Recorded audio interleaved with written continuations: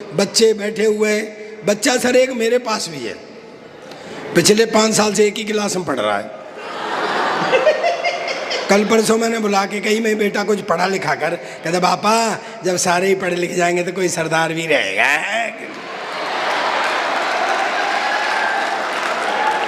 और मैं कहा बेटा सरदार सबसे ज्यादा पढ़े लिखे, इतना पढ़ा लिखा कोई सरदार नहीं आया जितना अपना प्रधानमंत्री था। कहता क्या खाक पढ़ा लिखा था, मैडम की बात मानता था। मैडम की बात तो ये सारे ही सरदार मानते हैं। मैं बहुत देर से देख रहा हूँ भाई साहब, पहले भाभी जी की तरफ देखते हैं तब हंसते हैं।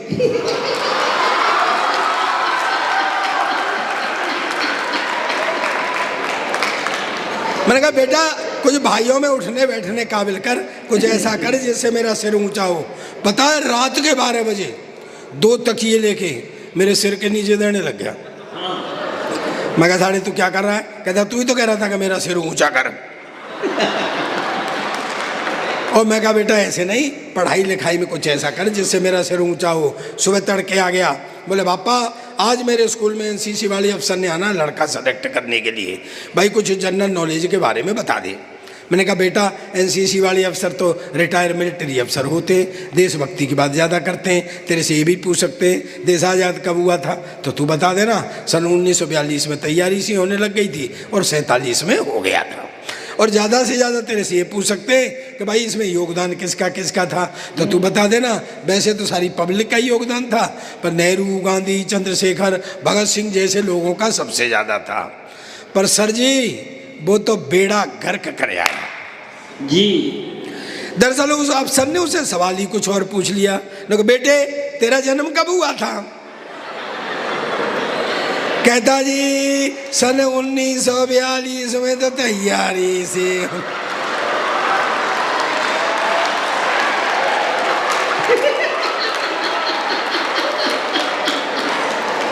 और 47 में हो गया था।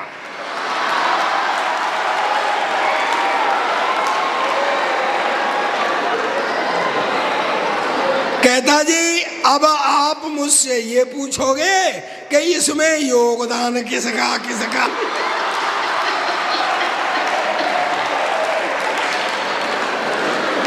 तो वैसे तो सारी पब्लिक का योगदान था।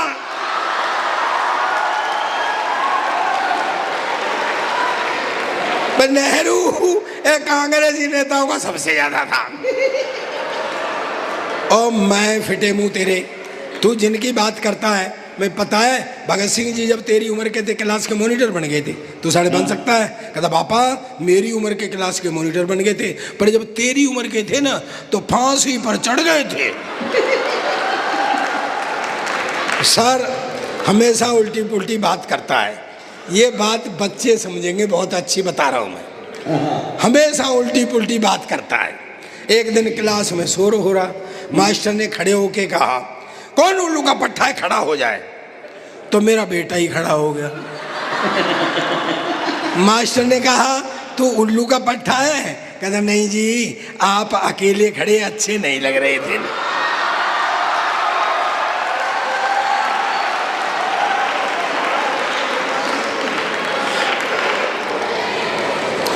उल्टे पुल्टे जवाब देता है हमेशा, हमेशा उल्टे पुल्टे जवाब। वो मास्टर ने कहा अच्छा बस एक सवाल बता। बोले पूछो। कि मान ले तेरे पास 4 लड्डू हैं। बोले जी मेरे पास तो एक भी नहीं है। अरे बोले गणित में मानते हैं, मान ले तेरा क्या जा रहा है, गणित में मानते हैं, माना के कहते हैं ना। बोले मान ले तेरे पास, बोले मान लिया। बोले 4 लड्डुओं में से 2 तैने मधुर को दे दिए। बोले दे दिए। और कितने बचे? बोला 20। अरे बोले तेरी समझ में नहीं आ रही है, मान ले कि तेरे पास 4 लड्डू हैं। बोले मान लिया, उसमें से 2 मधुर को दे दिए। बोले दे दिए। फिर तेरे पास कितने बचे? बोला 20। मास्टर ने कहा तू गणित नहीं जानता है? बोले खूब, गणित में तेरी मनेगी।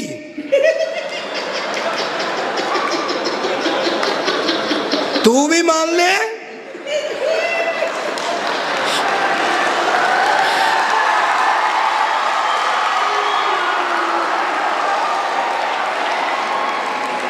सर अपना तो देश ही विचित्र है। मैं अब थोड़ा सा टाइम आज मैं कम लूँगा। सच में मैं बता रहा हूँ, मेरी एनर्जी बहुत डाउन है, लेकिन मुझे बड़ी खुशी हो रही है इस प्रांगण में आकर के। मैं सच कह रहा हूँ आपको। उधर आप बैठे हुए हैं राम मोहन जी, मेरे आपकी बगल में वो बैठे हुए हैं, और फिर सीओ साहब बैठे हुए हैं। दोनों लोग पुलिस में ही हैं। एसडीएम साहब, हाँ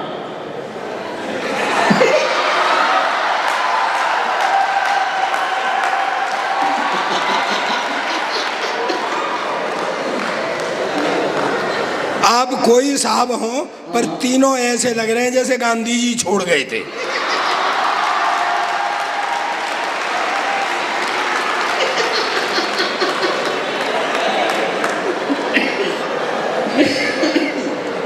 सर ऐसा नहीं है कि आप ही ऐसे, हो सकता है अंदर मैं भी ऐसा ही हूं।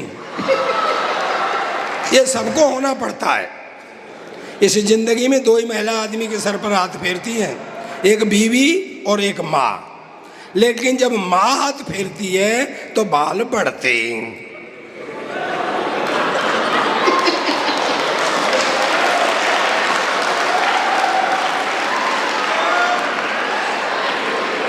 तो सर मैं तो आपको प्रणाम करता हूँ। कम से कम भाभी जी का प्यार तो संग में लेके घूम रहे हैं आप।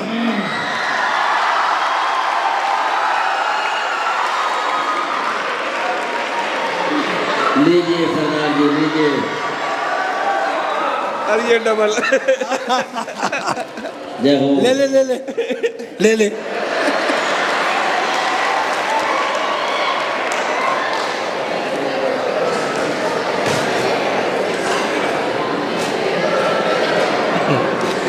हालांकि मेरे सामने एक ऐसे बैठे हुए हैं जैसे पूरे मोहल्ले ने याद फेर रखा है क्या।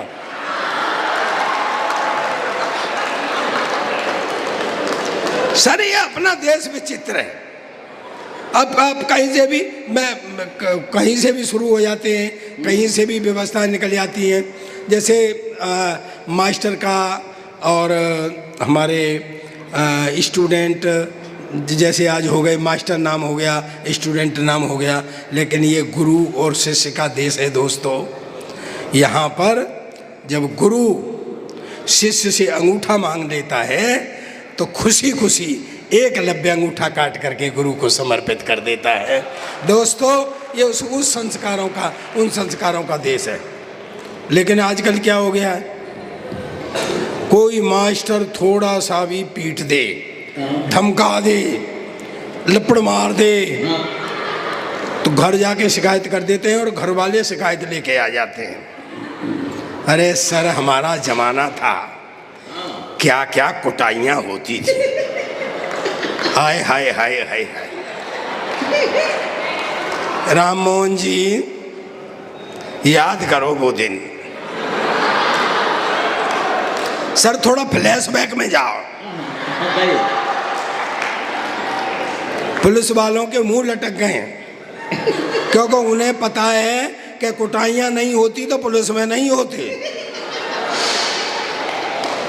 बड़ी कुटाइयाँ होती थी और हम कुट के जब आते थे ना तो घर नहीं बताते थे, क्योंकि घर वाले और ज़्यादा कूटते थे। तो साले ने कुछ किया होगा ऐसा। बड़े एक किस्सा बताता हूँ सच्चा। हमारे एक मास्टर थे कान सिंह भाटी, हाँ, बड़े कूटू किस्म के।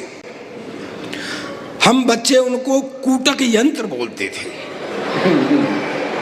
हाँ, बड़े कूटक।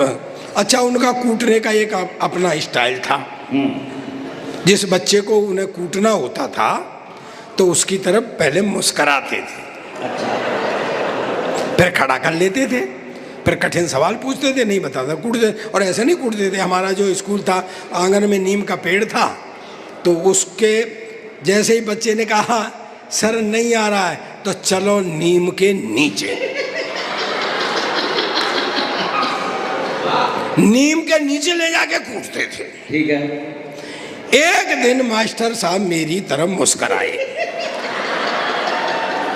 तो मैं खड़ा हो गया। हाँ बोले चल 17 का पहाड़ा बता। हाँ पहाड़ा जानते हैं आप? Table table. चल 17 का पहाड़ा बता। मैं कही सर नहीं आ रहा। तो चलो नीम के नीचे ले गए और कूटा। हाँ मैं सर घर आ गया। मेरी उम्र वाले और ये सब जानते होंगे, पहले 25 तक पहाड़े पूछे जाते थे। मैंने घर आकर के 25 तक पहाड़े पर रट्टा मार लिया। ठीक है। मैंने कहा अब देखता हूं कान सिंह भाटी को। हाँ एक 8 दिन बाद वो फिर मेरी तरफ मुस्कुराए, तो मैं भी उनकी तरफ मुस्कुरा दिया। वो मेरा कॉन्फिडेंस ताड़ गए। बोले चल 27 का पहाड़ा बता।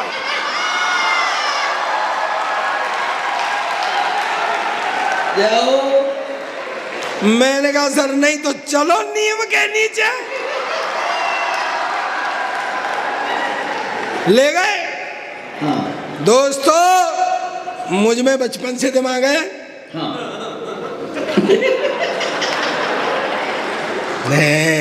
तेरे अंदर कितना दिमाग है? नहीं कितना दिमाग है तेरे अंदर? तेरे अंदर टोटल जितना दिमाग है ना उतना तो मेरा खराब रहता है।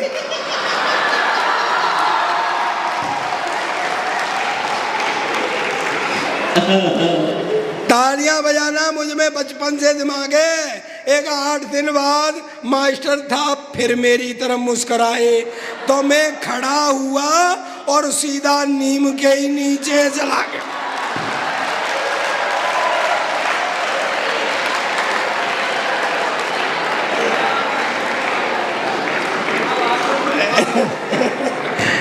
मस्ती है, बच्चे हैं, बच्चे कुछ भी कर देते हैं। एक बच्चे को मास्टर ने पूछ लिया तेरा जन्म कहाँ हुआ था? कहता जी तिरुवनंतपुरम। बोले स्पेलिंग बता। बोले नहीं जी फिर तो मैं गोवा में पैदा हुआ था। बच्चे किसी किसी की क्लास लगा देते हैं। लेकिन दोस्तों आज मैं इस प्रांगण में हूँ, शिक्षा प्रांगण में हूँ। मैं ईश्वर से प्रार्थना करता हूँ कि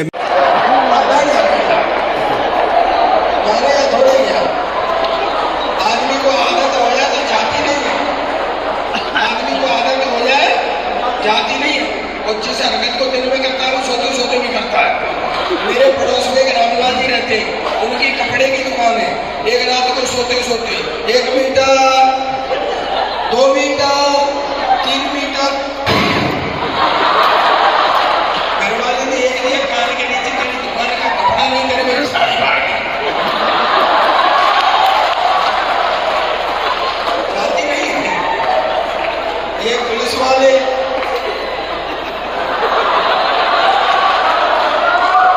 जो दिन में वो रात को सोते सोते पुलिस वाला लगा साइड में, चल साइड में, आजा साइड में। पीछे से मैं कब से साइड में, तू ही पार्किंग में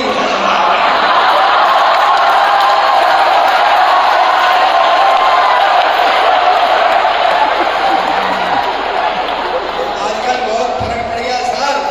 मैं सही कह रहा हूँ। हमारा जमाना था जब शादी से पहले लड़की नहीं दिखाते थे।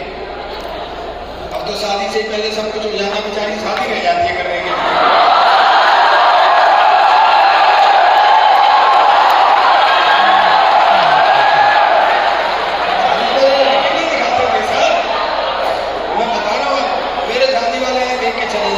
शादी वाले यहाँ देख के चले जाए। मैंने कहा यार कोई फॉल्ट है?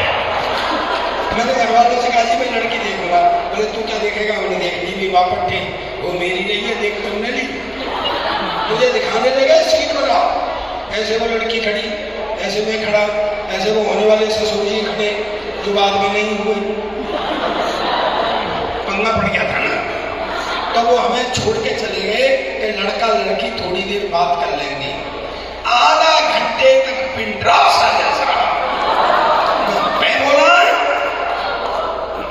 अरे आखिर में मैंने हिम्मत की। मैं कहा बहन जी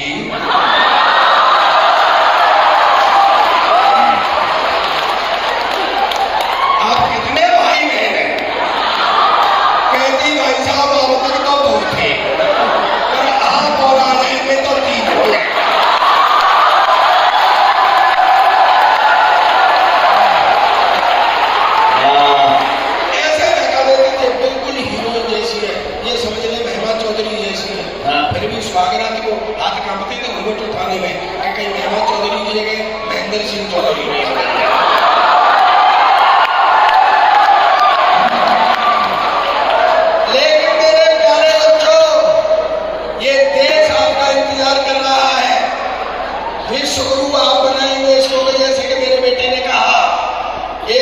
शेयर करना चाहता हूँ आपसे।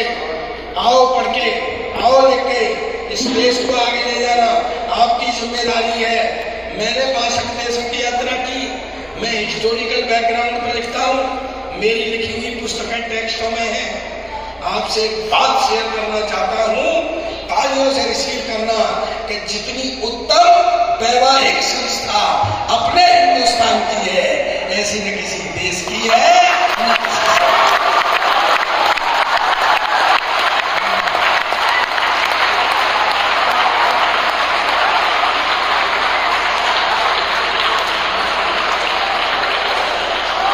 चलिए मैं आपको कुछ कथें सुना देता हूँ और फिर मैं अपना समापन करता हूँ। दोस्तों, सच्चाई ये है कि ये जो साहित्य का अनुष्ठान है, ये पहले अकादमियों तक ही होता था, कॉलेजों में होता था। आज ये चौराहों पर भी पहुँच गया है। इसमें कोई शक नहीं कि इसमें थोड़ी गिरावट भी आई है, हास्य आ गया, मनोरंजन आ गया, लेकिन उसका एक फायदा भी हुआ कि इसका श्रोता बढ़ गया, इसको देखने सुनने वाला बढ़ गया और इसकी तादाद बढ़ गई जी। कुछ भी सही, हम हंसते हंसते कोई बात कह देते हैं तो आप तक पहुंच जाती है। एक बात कह के जाना चाहता हूँ, मेरे बच्चों सुनना, अगर मेरी बात साथ रखोगे तो मैं गारंटी देता हूँ जीवन में आपका कोई काम खराब नहीं होगा। मैं गारंटी देता हूँ जीवन में कोई काम खराब। और मातृशक्ति, मेरी माता बहनों, आप तो जरूरी रखना, क्यों बुरा मत मानना। ये पूरी दुनिया बनाई भगवान ने, आराम किया, फिर नदी नाले पेड़ पौधे सब सामान बनाया, फिर आराम किया, फिर भगवान ने आदमी बनाया, फिर आराम किया, फिर भगवान ने औरत बनाई। न तब से आदमी ने आराम किया, न भगवान ने आराम।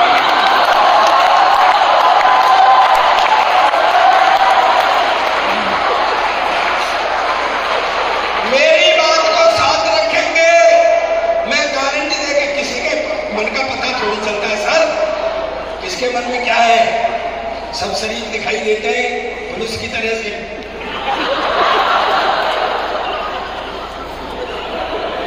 किसी के मन में क्या है कोई पता चलता है। पड़ोसी का बच्चा रो रहा हो तो सर में दर्द होता है, और अपना बच्चा रो रहा हो तो दिल में दर्द होता है। रुको रुको राम जी, अपनी बीवी रो रही हो तो सर में दर्द होता है।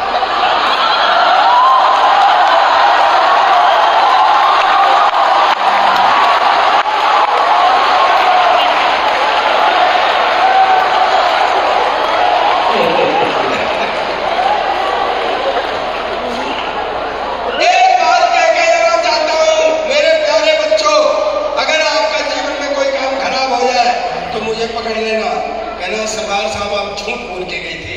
लेकिन मेरी बात, हर व्यक्ति, मेरी बात पर शक्ति बैठी है, मेरे बच्चे बैठे हुए हैं, मेरे हम उम्र बैठे हुए हैं, मैं सबसे कहता हूँ, गारंटी देके जाता हूँ, अगर मेरी बात आप साथ रखेंगे तो जीवन में आपका कोई काम खराब नहीं होगा। मुझे तालियों से बताना कि मेरी बात आप साथ रखेंगे। दोस्तों, बंद होठ समस्या की उपेक्षा करते हैं, बंद होठ समस्या की उपेक्षा करते हैं, पर हंसते हुए होठ समस्या का समाधान करते हैं।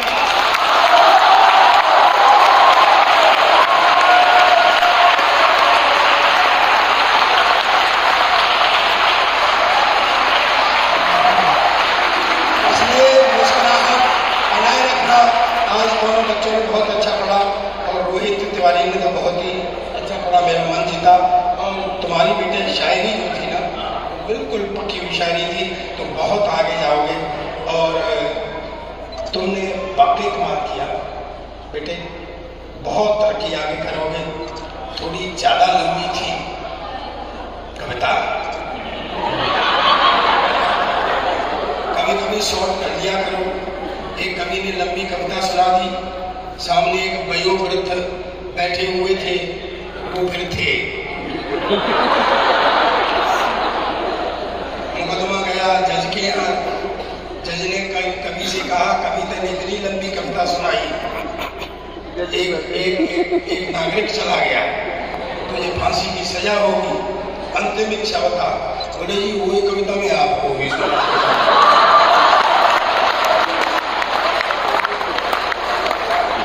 लेकिन वाकई अच्छा था, हंसी मैया की सौ बातें हैं। दोस्तों, एक कवि हमारे अंदर बैठा है, एक कवि आपके अंदर बैठा है। फर्क इतना है, हमारा कवि यहाँ कविता पढ़ता है और आपका कवि बैठा हुआ सुनता है। चीज को आप भी उसी तरीके से देखते हैं जैसे हम देखते हैं, बस हम शब्द रूप दे देते हैं घटना को। मैं ये आम जीवन से निकलती है ये सारी चीजें जो हम पढ़ते हैं।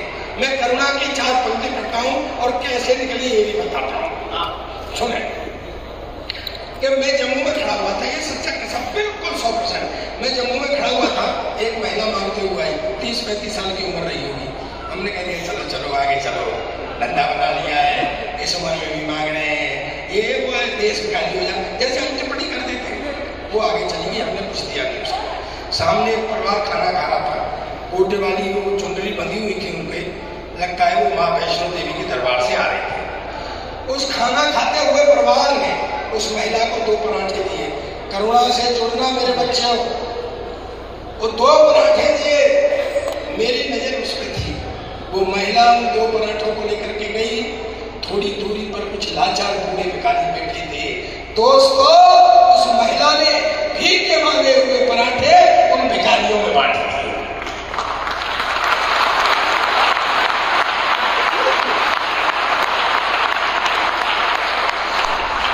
वो कुछ मुझसे मांगने की अधिकारिणी थी, कुछ पाने की अधिकारिणी थी, लेकिन मैं उसको दे न सका। 8 दिन परेशान रहा। 4 पंक्तियां हुई, मैं आपके दरबार में रखता हूं।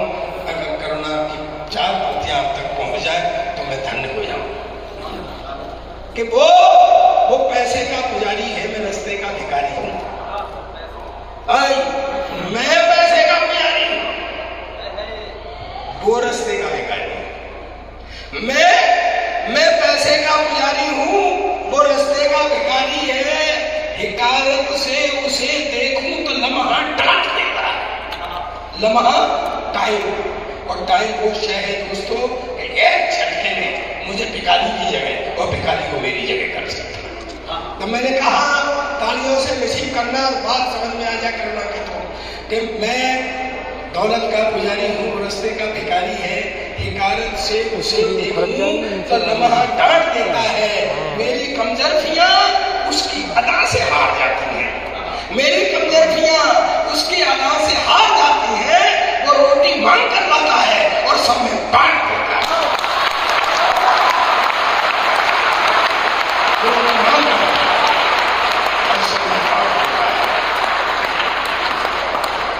हालांकि मैं थका हुआ हूँ।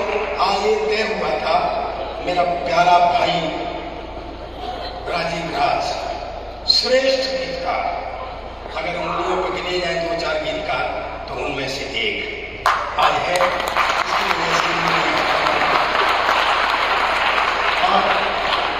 जी तो बहुत अच्छा। सर सर सर सर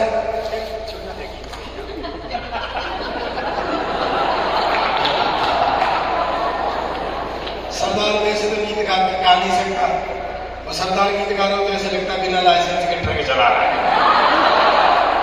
लेकिन फिर भी मैं एक जीवन से लगता हुआ गीत आज मैं पहली बार सुना रहा हूँ। मैं अक्सर गीत नहीं पढ़ता हूँ, लेकिन एक गीत सुनाता हूँ मैं। मन देना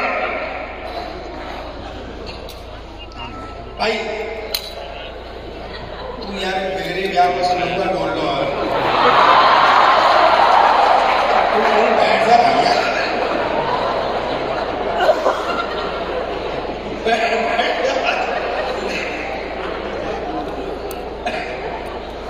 मेरी आदत खराब है, एक पुलिस की बात बता दूं गीत से पहले। लोग अक्सर ये कह देते हैं कि यहाँ की पुलिस ऐसी नहीं है। मैंने ये आजमा के देखा है कि पूरी दुनिया की पुलिस एक जैसी। मैं एक सच्चा किस्सा बताता हूँ। पिछले दिनों में बैंकॉक गया था तीर्थ यात्रा में।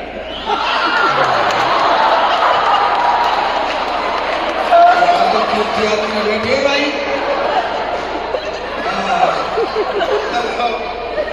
अच्छा वहाँ क्या है, गाड़ी मिलती है, अगर आप घूमते हैं ना तो गाड़ी किराए में मिलती है, आपका पासपोर्ट ले लेते हैं।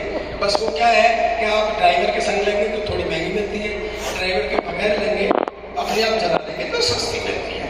मैं उसके पास गया, देखो एक महीने टिकट करता हूँ, समझ में आया तो बताना। मैं उसके पास गया, मैंने कहा भाई गाड़ी चाहिए, बोले पासपोर्ट मैंने दे दिया। मुझसे बोला ड्राइवर चाहिए, मैंने कहा तू सरदारों की बेइज्जती कर रहे हो, लोग हमसे कहते हैं ड्राइवर चाहिए। तुम्हारी समझ में नहीं आई, फिर आएगी जब बड़े हो जाओ।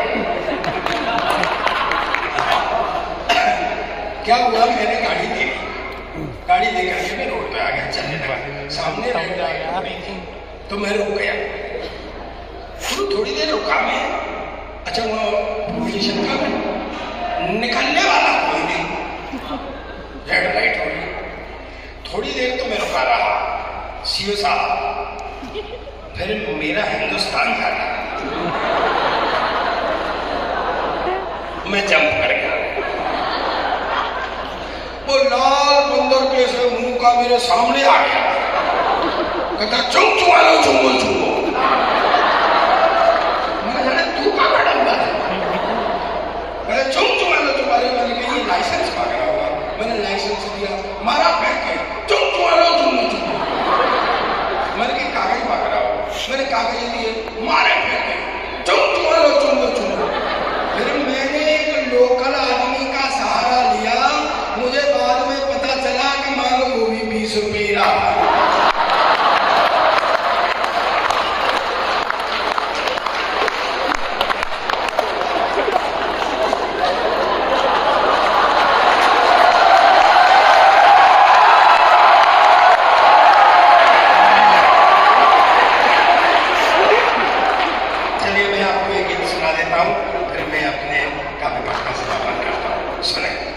जीवन से लगता हुआ गीत है, मैं पहली बार गीत सुना रहा हूँ, मेरी लाज रख लेना, नहीं ये फिर मुझे चढ़ाएंगे बाद में। आगे तेरे से गाया नहीं जाता तो बात करो, बात भी सही है, जैसे मैं कोई बुद्धि की बात नहीं करता हूँ, क्यों करूँ जो है ही नहीं चीज, तो मैंने सब तरह क्या सुना है। जीवन का पथ रोज उहारा, जीवन का पथ रोज उहारा, पर कुछ दिन के छूट गए। जीवन का पथ रोज उहारा, पर कुछ दिन के छूट गए। मन के हार पिरोए, मन के हार पिरोए, पर कुछ मन के टूट गए। जीवन का पथ रोज उहारा, पर कुछ दिन के।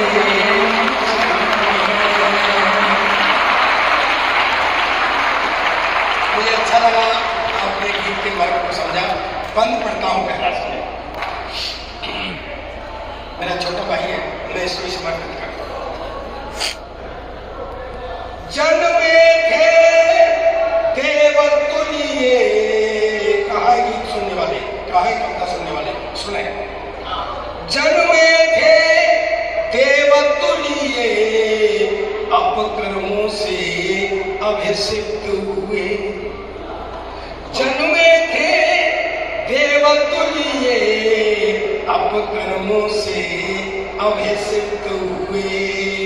सुधा कुंड तक पहुंच न पाए, खारे जल से तृप्त हुए। सुधा कुंड तक पहुंच न पाए, खारे जल से तृप्त हुए। तो श्रम जल अमृत बना लिया। श्रम जल स्वे पसीना। दोस्तों दुकान तक अगर आप तक पहुंच जाए, मर्द पहुंच जाए तो हाथ खड़े करके पूरा समूह ताली बजा के मुझे बता कि श्रम जल अमृत बना दिया, वो पीकर मीठे घूट गए, जीवन का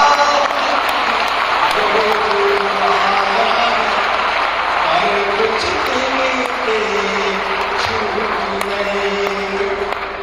मेरे बच्चे अभी जीवन में आएंगे, गृहस्थ के जीवन में आएंगे, समाज के जीवन में आएंगे, लेकिन जो सीनियर लोग बैठे हुए हैं, मैं उनसे एक अपने जीवन से, उनके जीवन से एक चीज उठाता हूँ। सुनिए मित्रों, आपने जब कभी कोई पुण्य कार्य किया, घर में कोई उत्सव मनाया हो, तो उस बात पे पहुंचना कि तुमको सबसे ज्यादा मिन्नतें, सबसे ज्यादा न्यूरे किनके करने पड़ते हैं, ये देख लेना। ये जीवन से लगी हुई चीज बताता हूं। लोग पराए प्यार दे गए, प्यार भरे व्यवहारों में।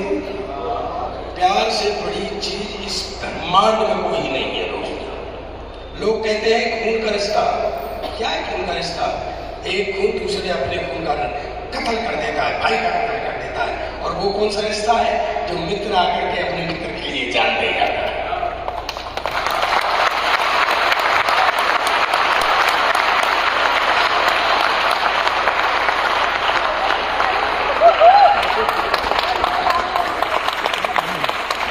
तो मित्र मिले, तालियां बजाइए जोरदार।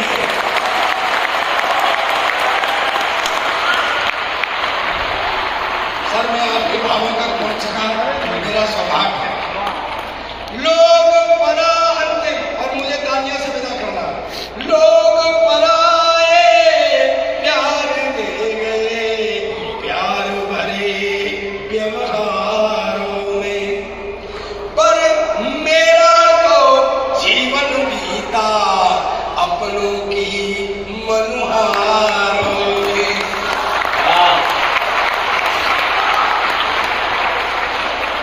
लोग और अंतिम सत्य अगर आप तक पहुंचा तो मुझे विदाई देना तालियों से। लोग पराए प्यार दे गए, प्यार भरे व्यवहारों में, पर मेरा तो जीवन बीता अपनों की मनुहारों में। तो खुद को मिटा दिया उनके हित, राजी, खुद को मिटा दिया उनके हित, पर फिर भी कुछ रूठ गए, जीवन का पथ कुछ